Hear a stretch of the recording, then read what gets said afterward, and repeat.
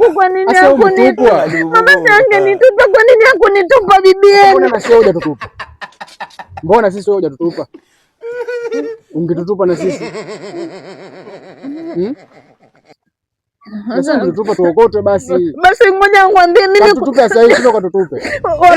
Tutupe bichi. Bichi jakaa anakuja. Tutupe na sisi tuokote basi.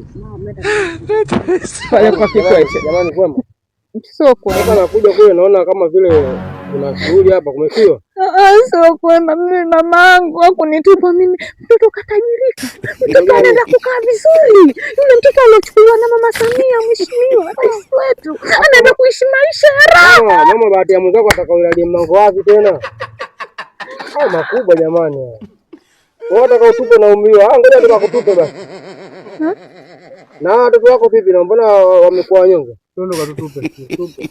Mtoto wapi ni mshakuwa watu wazima. Hiyo mtoto kapata baraka kama hivyo, kapata familia ile nzuri, acha mama amhudumie, amsomeshe, amlee mtoto yule.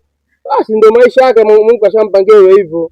Kwani mimi wewe mtu mzima bwana, utakuwa gumegume wewe. Wewe katuko wapi? Wewe labda tukupeka kwenye kituo cha kulelea wazee.